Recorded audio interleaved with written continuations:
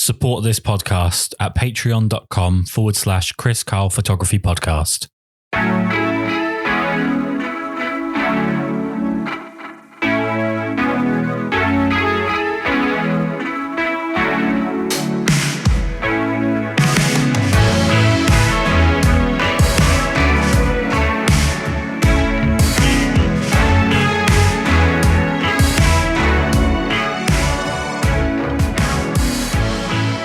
Pretty much a groundbreaking moment for the podcast in the sense that we have an Emmy Award winner with us, but we got to start off by framing how you found photography and what gave you your start in photography. So what was it that drew you to photography in the first place? Well, first of all, let me just say thank you for having me today. It's after years of sort of talking about films and television and scripts and all that kind of stuff. I'm really enjoying talking about my first passion, which is photography. So thank you for having me today.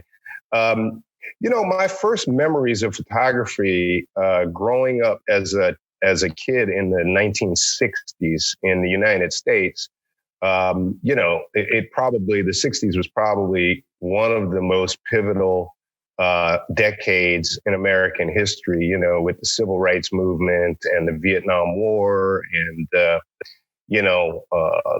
awful assassinations of John Kennedy and Martin Luther King, and then topped off with the assassination of Robert F. Kennedy.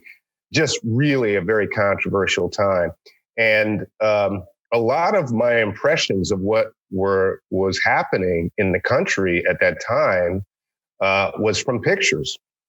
And so I was struck by this dichotomy of different sort of cultural experiences that were going on, from, the civil rights movement, which was being covered by people like Gordon Parks and Leonard Freed, to the Vietnam War, which was all over the television as well as in magazines. And, there was just a ton of documentary photography going on at the time. And so that was my first impression that photography really, was an important medium and was capable of telling stories in a way that I had never really experienced on that level. I mean, obviously children's books and pictures and those things are a lot different than what was happening.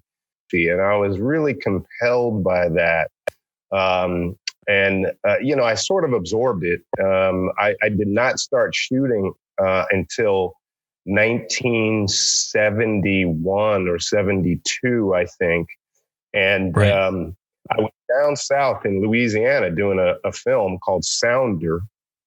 And the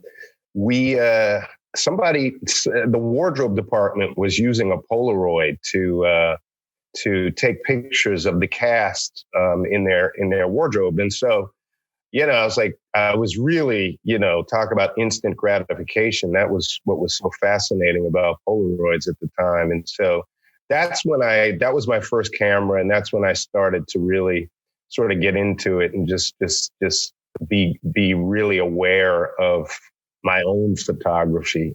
So that's where it started. That's how it started. I've read that you've described photography as being therapeutic. How so? Well, I think that certainly now, I mean, I can speak more to, how I've sort of evolved as a photographer. And, I come from a career, a long career, thankfully. I was very fortunate to sort of start out as an actor in the business. My father, Robert Hooks, is retired now, but he was an actor, and I followed in his footsteps when I was 9 years old. So for roughly a half a century or more, I have been involved in the family of making film and television, which is a very large family. And so certainly as a director, as things sort of progressed, more and more people got involved in the process of making that product. And so what I find now is the beauty of, photography is I go out and it's just me. It's just me and my camera, and no one else is standing behind me to sort of second guess what I'm shooting or what I see. It's a single experience. And so coming from the crowded world of film and television, where there are so many people with input, to a singular vision, finally, just seems like a godsend. And I enjoy it immensely. Just going out with my cameras and exploring for stories and special moments and special light and all of those kind of things that make up photography. Is it the case that you're using the sort of the solemn independence of photography to offset the larger productions? And then does that work conversely where you enjoy having more people around when you then go back to working in larger productions?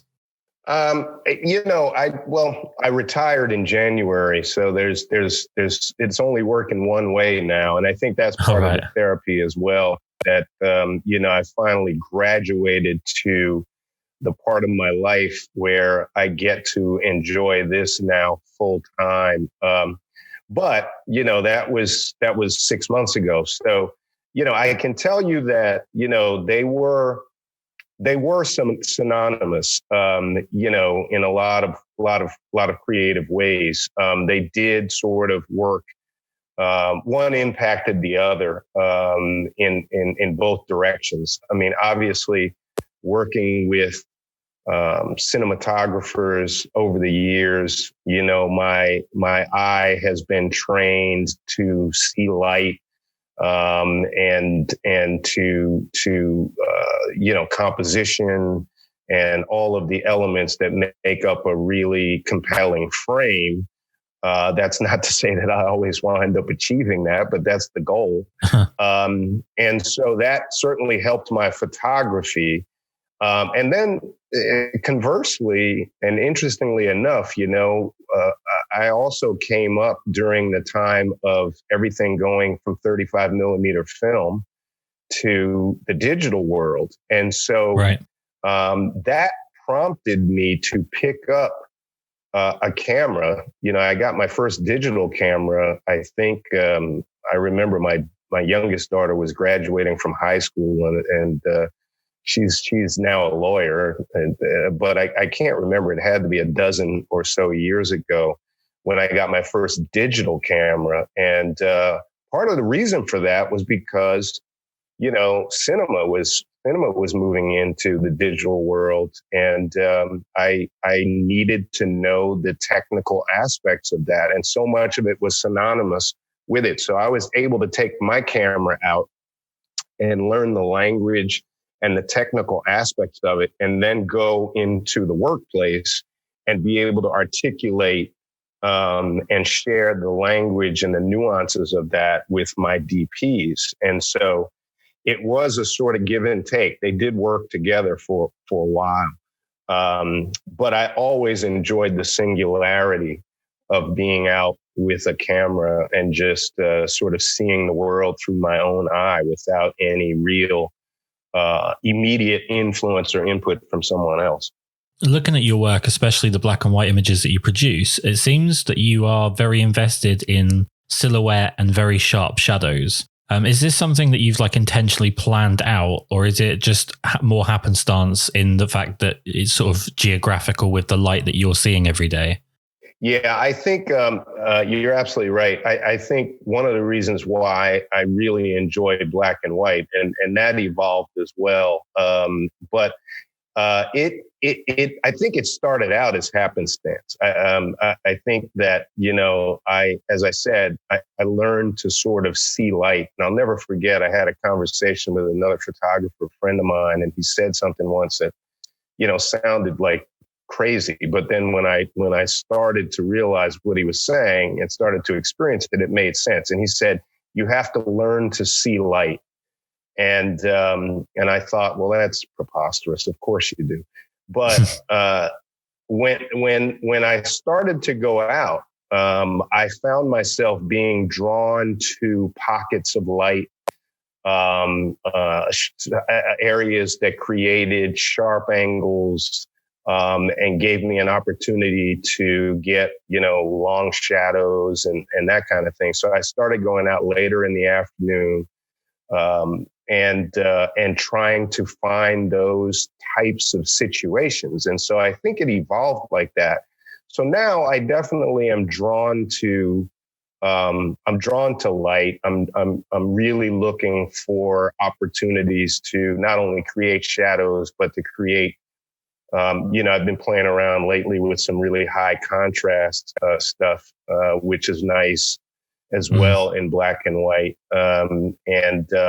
Really sort of pushing the boundaries of contrast, in post. And I really enjoy that. I do. So, yeah, I think now I look for it. I didn't always do that, but I think I quite naturally now see it. It's a bit of a challenge, though, because, you wind up going out and sometimes you find really great opportunities and sometimes you don't. And you come home and you've got like 2 shots and you look at them and go, well, I was out for 3 hours and I took 2 shots. Like that doesn't make any sense. But I'd rather be specific about it just because that's, I like the challenge of it. And that's the type of framing that I like to do, those hard shadows and those angles. I shoot a lot in downtown LA. And part of the reason for that is because the buildings and the reflections of light off of them really create, some dynamic angles of light and shadow, and which really helps with subframing. And so I've sort of fallen into that, but I really do enjoy it. Well, I was just about to mention that I think there's a lot of links between yourself and Jeffrey Karp in the sense of using architecture as sort of a geometric frame within a frame quite often. But you've jumped ahead. You've read my notes before I got there. Is it something that takes a long time to get to know the area before you can, sort of the locality of where you're shooting before you can start to see these things? Or is it something that you feel like you could go into any area now and start to see it just because you've sort of tuned up those skills? Well, first of all, I want to talk about my buddy Jeffrey Karp, because you're absolutely right. He is a master at using geometry in his work. And I'm always fascinated by what he's able to do, and what his eye sees. And I've learned an awful lot from him. So I have a great deal of respect for his work. On the other hand, to answer your other question, I find myself scouting a lot more now. Just because of that reason. It's very difficult to go into an area that you haven't been to. You can stumble upon that stuff from time to time. Sometimes it's sort of like going into a toy store. You look up, or a candy store, and you go, "Oh my goodness, this is full of opportunity." And then sometimes, which is why I like downtown LA. I know the areas. I know how the light reacts. Of course, the problem is you get bored with that. You want to move on to something else. And but I find that I do have to scout. I mean, I will go out and, I'll take long drives out of town, and go to areas that I've never been to before and just study light, drive around and find a pocket or something and park and then walk around and just study the light. Sometimes, you get there a little late or a little early and you say, okay, well, I've got to come back to this spot. And that's really nice when you can do that. And I find that you can be much more productive that way. Alan Schaller, who is a guy a photographer who is also British, shoots a lot of black and white stuff. And I saw a talk that he did. And, and he talks about that. It's like, you have to sort of study the light. You have to go out and focus on, finding a certain type of shot, as opposed to just walking around all day and just looking, searching for something. It's like when you find something that works, I do at least, I will sit there and wait for the right opportunity and the right situation to happen. And if it doesn't happen on Wednesday, I may go back on Thursday or Friday. Right. But I'll definitely make a note of it. So yeah, it's definitely a studied kind of a thing. Like I said, sometimes you go to areas and it's just there and you're like, wow. And then it's overwhelming. You just feel like I can't get enough of it. But most of the time you got to look for it. Do you set yourself any kind of restrictions or rules when you're going out to shoot? Do you like limit the gear that you have on you or the number of images that you can take, or maybe only work within a small area? I really don't. Like I said, I don't. I try not to veer out too far. I mean, I try not to spread myself too thin when I go out. I will pick an area and say, I'm just going to work this area today. I do tend to work with one or two lenses. That's it. I mean, it's generally a 35 millimeter or a 28 or a 35 mil for the most part. But I don't, other than that, I don't really have a lot of hard, fast rules. I think it's just a matter of preference more so than rules. I know what I like. And I sort of go more toward those tendencies. But I don't really have rules. I mean, I don't have this thing where it's like I'm only going to take, 10 shots today, or I've done exercises like that, when I've really sort of gotten into a creative block and I've gotten out, my photographer's handbook and looked at, some exercises that really sort of help you get out of that creative funk, if you will. But generally, no, I don't have a lot of rules. I don't, I'm not one of these sort of spray and pray guys, as they call it. I'm Right. not looking for, I don't put it on automatic and just sort of, I do zone focus, but I mean, the reality is that I'm looking for frames more than I am. Now that's not to say that, somebody comes down the street with, the perfect outfit and the red, umbrella or, the wild hair or whatever the deal is. I may look for a frame there, but no, I really don't have any rules. I think I've just narrowed down what my preferences are. And I think, as you pointed out, you see that in the work. I mean, I predominantly shoot black and white. I have for a long time, and I see the world that way. And but I've learned to slow it all down. So no, I wouldn't say I have too many rules, just preferences.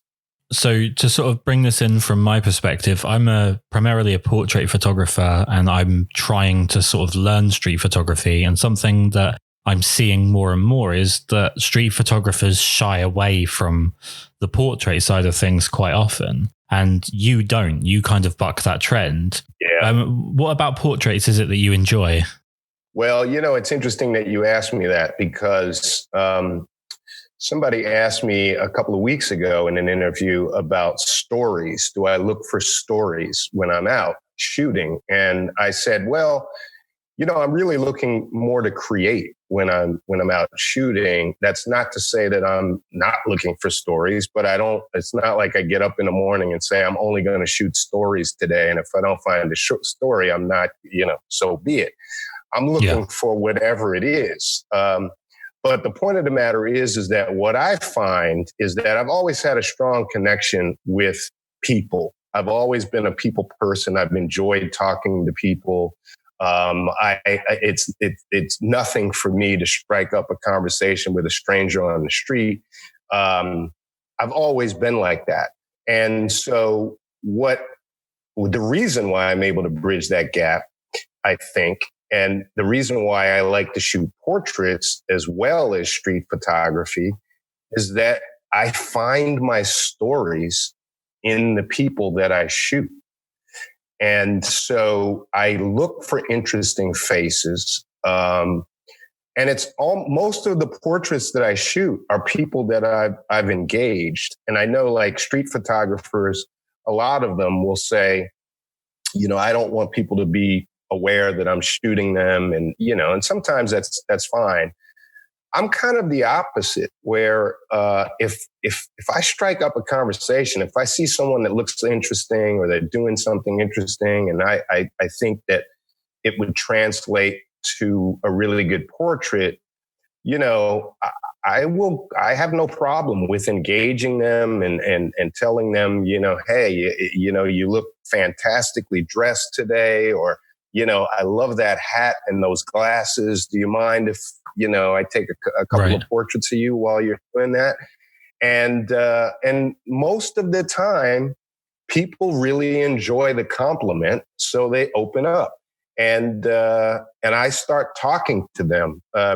It's funny that you mentioned that, because just today I posted a picture of a portrait, ironically, of a guy that I shot in Johannesburg, South Africa, and he asked me to shoot him. I was doing my street photography thing, and he saw the camera, and he came up to me and he said, "I want you to shoot me." And I said, "Oh, okay." And when I pointed the camera at him, he closed his eyes.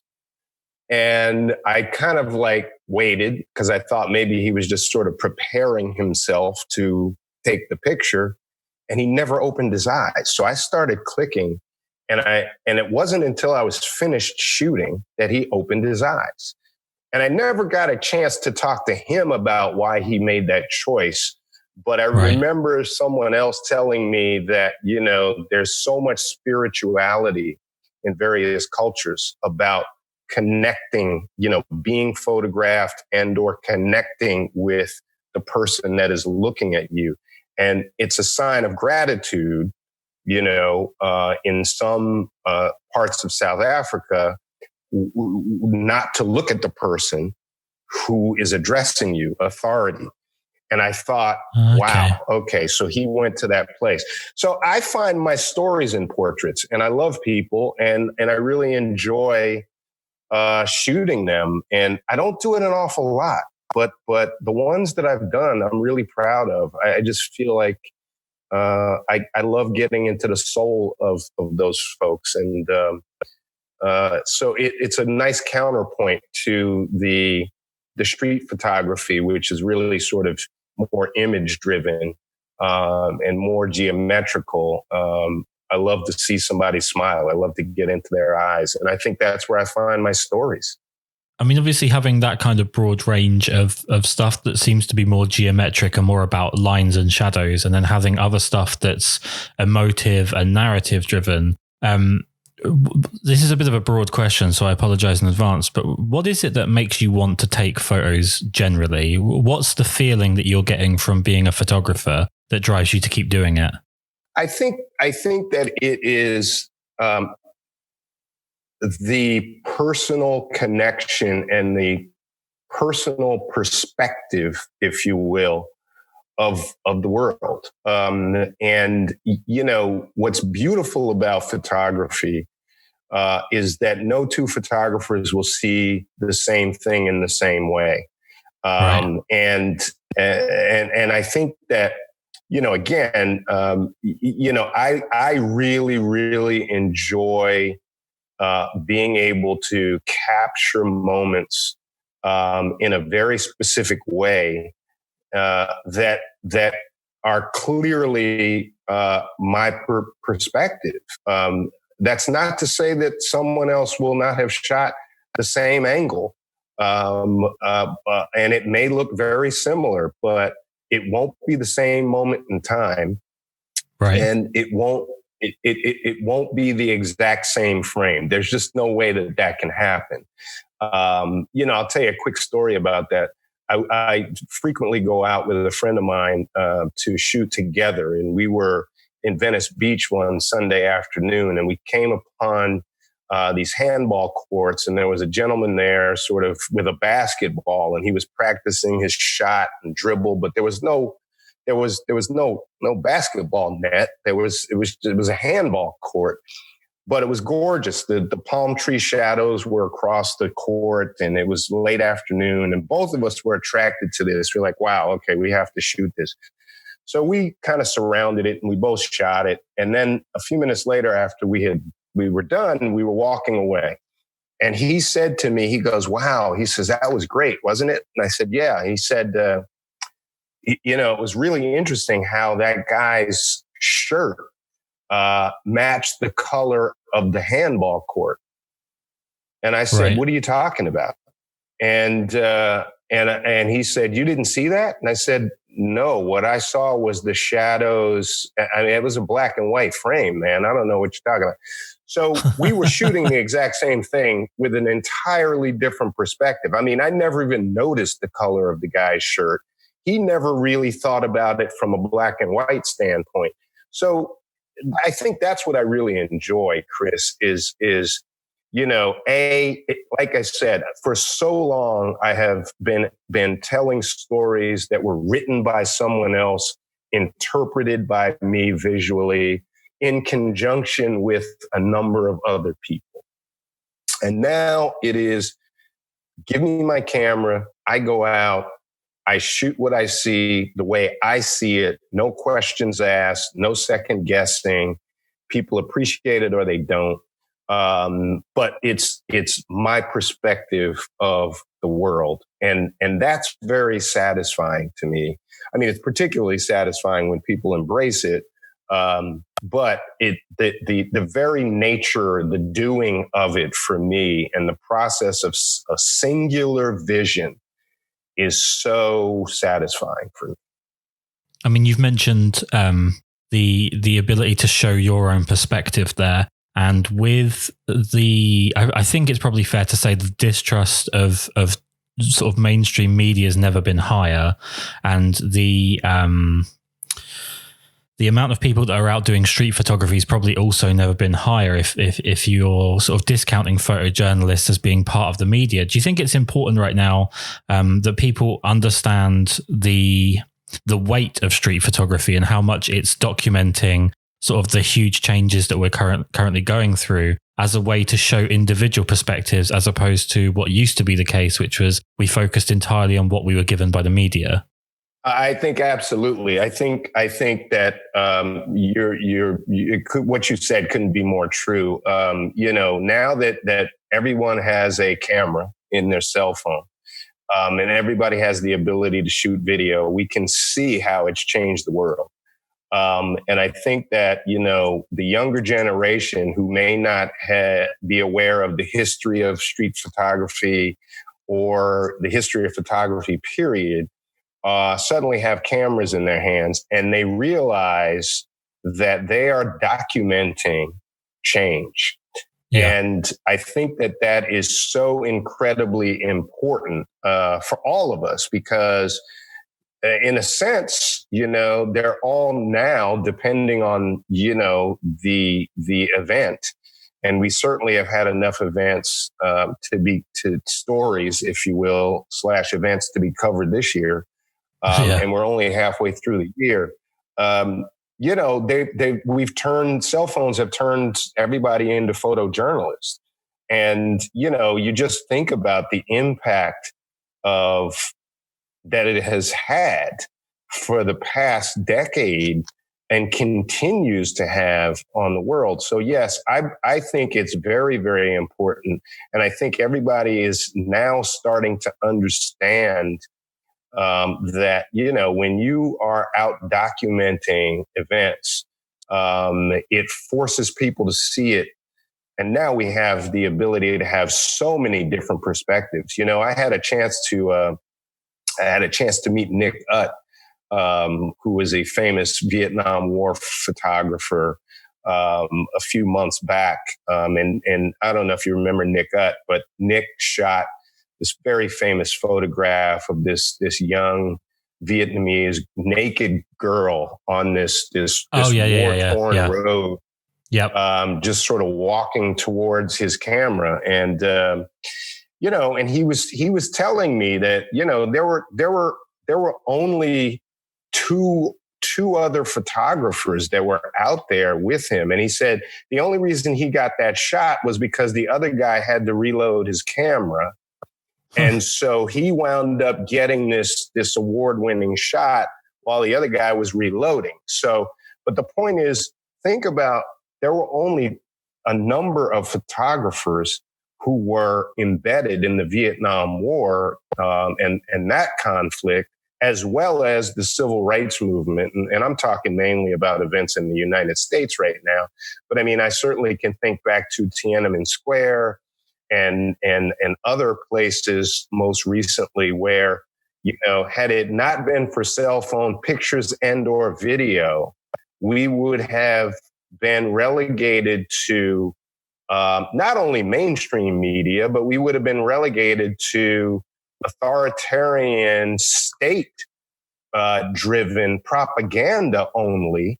And so the importance to what's happening right now, I think, cannot be underlined. It cannot be understated, I guess is what I'm trying to say. So, I'm really, really happy for that. I have not been able to get out and cover the protest here. I'm immunocompromised, so I can't still, although it seems like people want to believe COVID is done with, it's not. So I've had to avoid that, but I'm really, I've been very supportive of the people that are out there documenting it because it's so important. I mean, it's fantastic to see so many different perspectives on the same thing, because then you feel like you're actually getting filled in on the details that one perspective couldn't cover by itself. I mean, that's what's been so fascinating. If you take it from a sort of very sterile point of view, it's really interesting to see the different ways that people choose to document something that feels like it only has one dimension to it. It actually shows that it's a real multi-dimensional, active, breathing thing that you kind of, you need all of that perspective to even begin to get your head around what's going on. Well, the interesting thing about it is you're absolutely right. And I think that's where the combination of still photography and videography is so compelling, because now, still photography, by the time, traditionally still photography is reporting about moments that have happened a day earlier. It's after the fact. And with videography, you're recording it in real time. So, when someone tries to deny that something happened, and we can clearly see with our own eyes that it did, it really raises questions about the integrity of what's being said. And so the combination of those two things is has just really upped the ante and given us, as you say, such a tremendously compelling array of information to view and help us put together a point of view. And I think that's what you're seeing. It's certainly in the United States right now, but across the globe, people are not able to just suppress voices and suppress oppression, if you will. And we're getting much more of the truth than I think a lot of people would like. If you don't mind, I didn't want this to become a podcast where I go too much into your film and TV career, because I want to talk to you as a photographer. But if I could relate some of what you experienced in film and TV to photography, if that's okay with you. One thing that you mentioned before we started was that you have been doing some teaching. And I was just curious to know if you find that I hear this quite often, that people that teach, just by externalizing what it is that they do, they actually learn more about themselves in the sense of sort of the subconscious decisions that they make. Have you found that sort of experience yourself when you've been teaching? Yeah, I learned a lot by teaching. I taught for a semester at a college here called Morehouse College, which is one of the historically Black colleges down in Atlanta, Georgia. And I did the spring semester. I taught a master class in directing. And it's funny. I've thought a lot about that, and I'm listening to your question, and I'd never really thought about it in that context.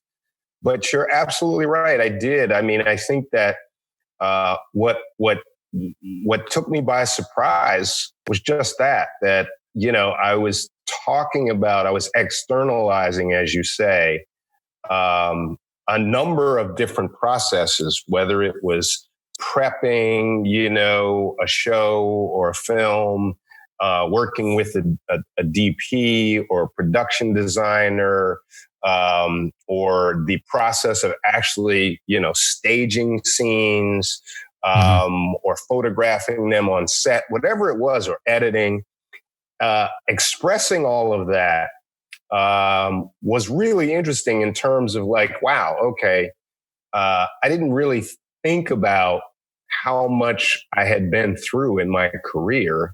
It just was sort of on automatic at a certain point. You don't really think about how much information you've accumulated until you start to express it, to a group of young, sort of fascinated, teenagers or students, as it were. But yeah, I was really blown away by that. And it did teach me a lot about, my priorities. Now, remember, keep in mind that I also was going through this during a period of time. I had just retired in January, and literally 10 days later, I was teaching my first class. So I was really in a huge transition place, and so I was thinking an awful lot about what I wanted to do, whether or not teaching was going to be, my next move or what. I didn't know. And I did enjoy it. But in a weird way, it also made me once again appreciate, the ability to go out on my own and shoot, because, having managed, productions and production executives and crews and actors, writers for all those years, I found myself, now managing administrators and kids who, were late for class or, didn't get the assignment. And, I was like, okay, well, wait a minute. I don't know if I want to really be doing this.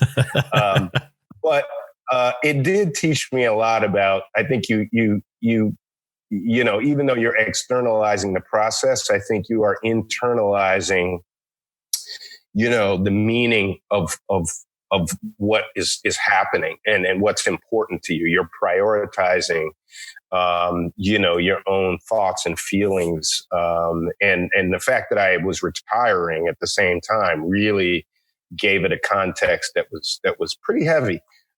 So I'm glad I survived it. I can tell you that much. I'm still glad I retired. But it was very cathartic, I have to say.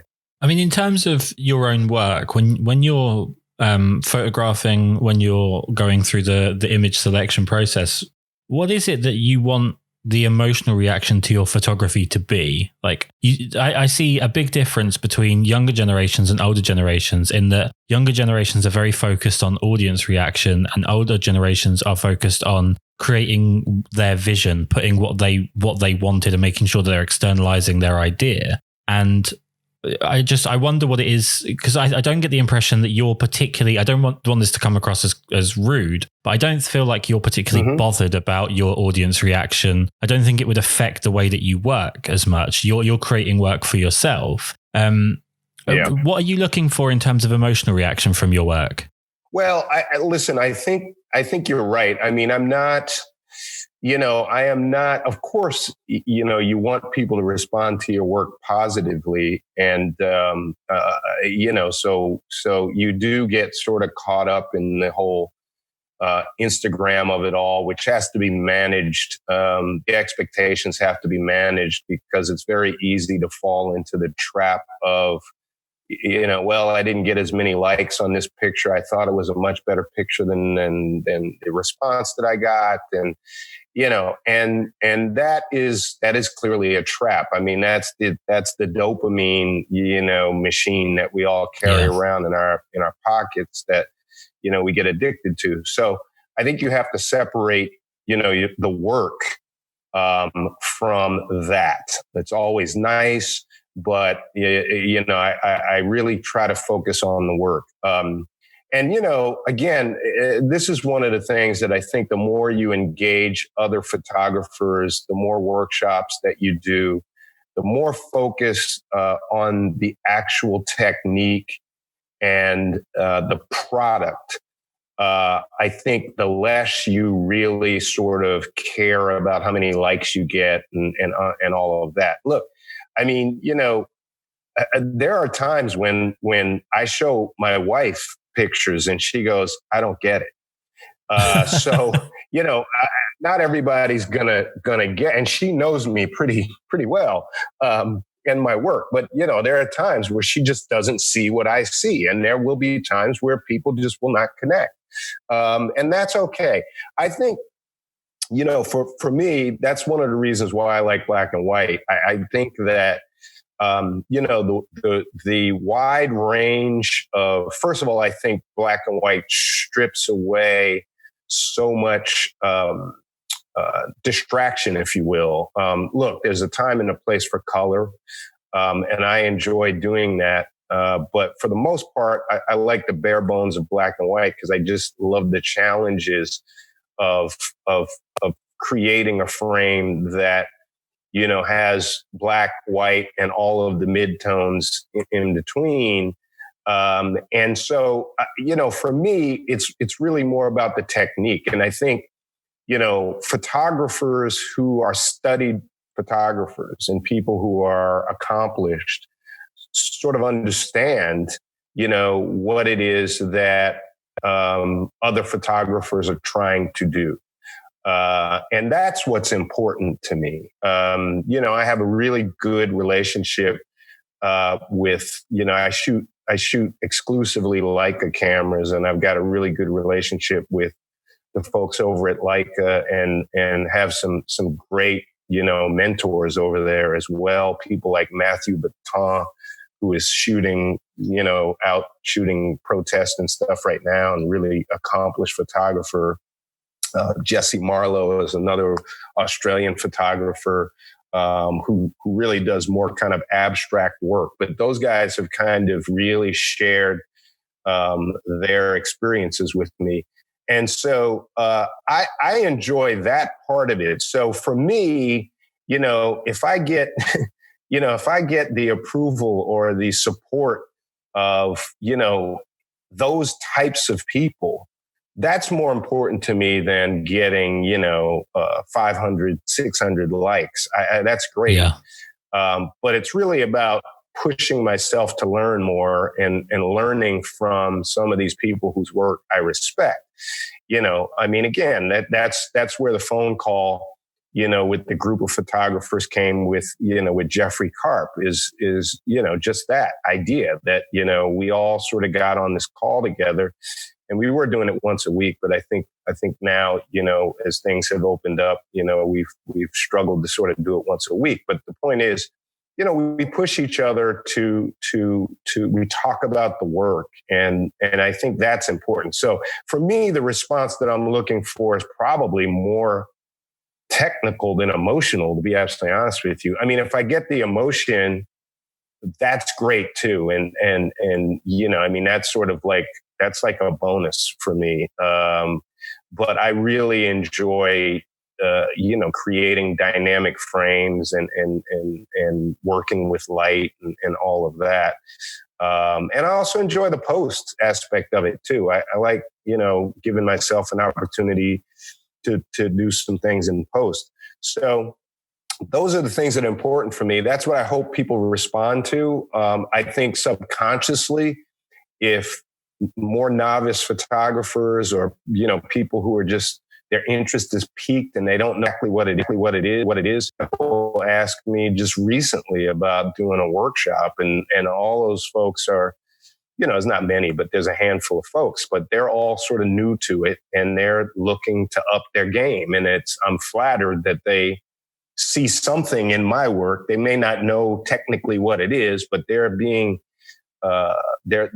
moved and compelled by something in it to say, hey, I want to be able to do that. And that's great. I mean, I couldn't ask for more than that. That means more than anything to me.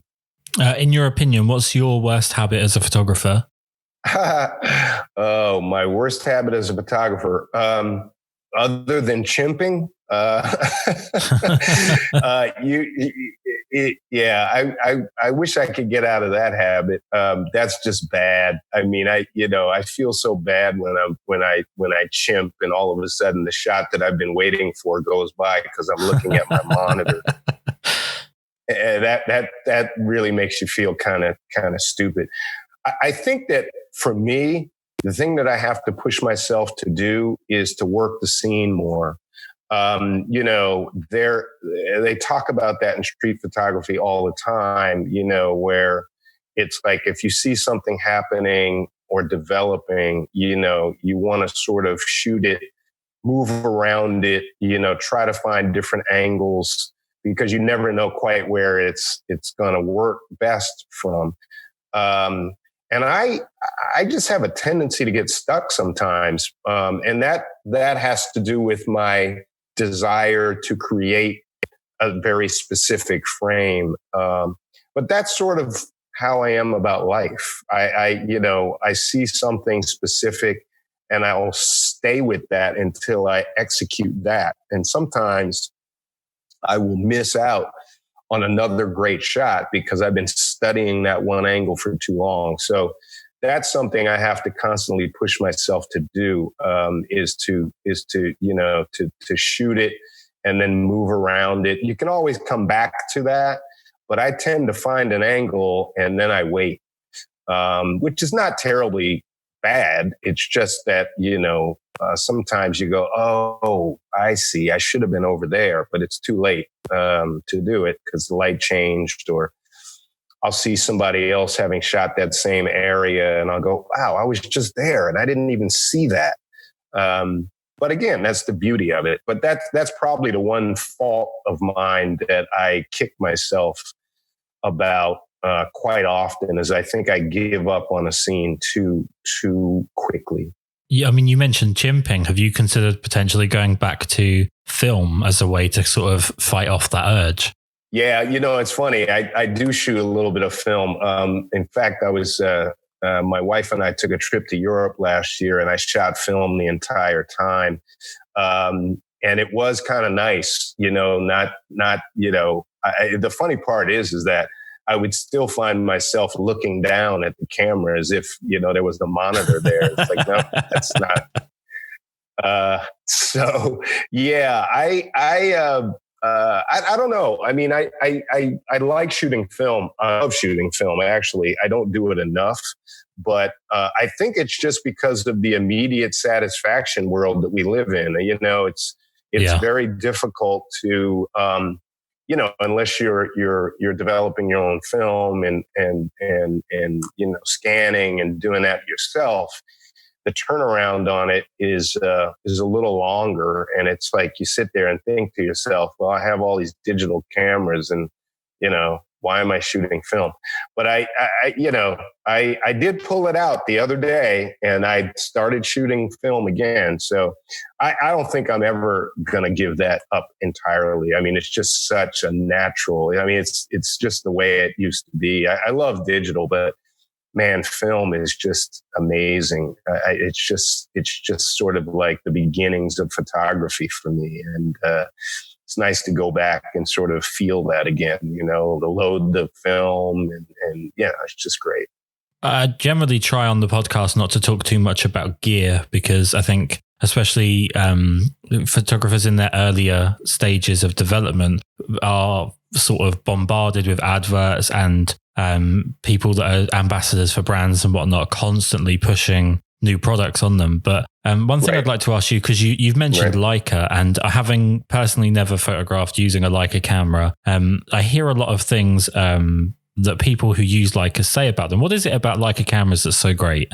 Well, I've been using them now for about going on 4 years, I think. And I think, the simplicity was the first thing that when I got my first one was impressive to me, and it felt very comfortable. It was, it was weighty. It's It doesn't have a lot of bells and whistles on it. It's sort of like down to the basics again.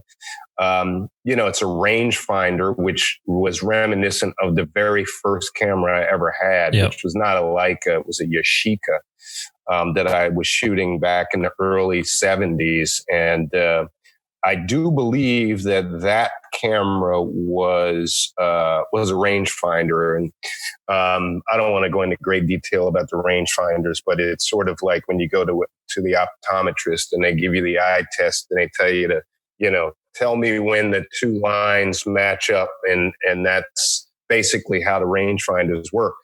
But obviously the optics are really stellar. The images are just so clean. The lenses are superior.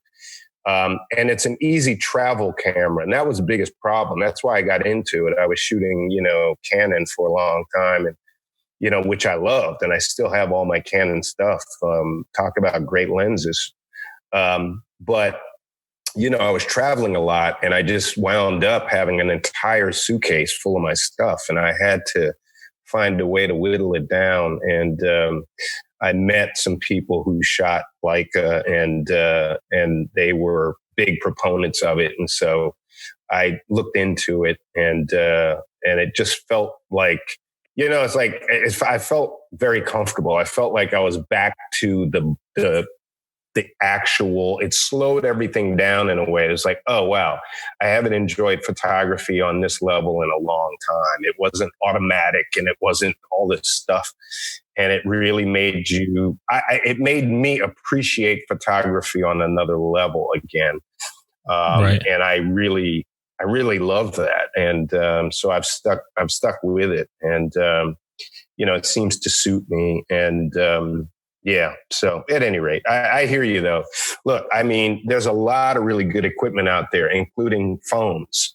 And so I think it just is a matter of sort of, like I said, it's technique. It's really about what works for you as a photographer, and there is no right or wrong. It's I've seen some incredible work by people who shoot on their phones, and I just go, wow, that's amazing. So that's the beauty of it now, is that it's wide open. It's just a matter of what your preferences are. What we always try and do with the podcast, it's the entire purpose of it is for me to try and draw interest from people that may not have heard of the guest before and give them the opportunity to find their work. All I want to do is just constantly find new work for myself and find new work for other people, because I think that's the most exciting thing, is when you find your new favorite photographer is always the best. So where can everyone find all of your amazing work?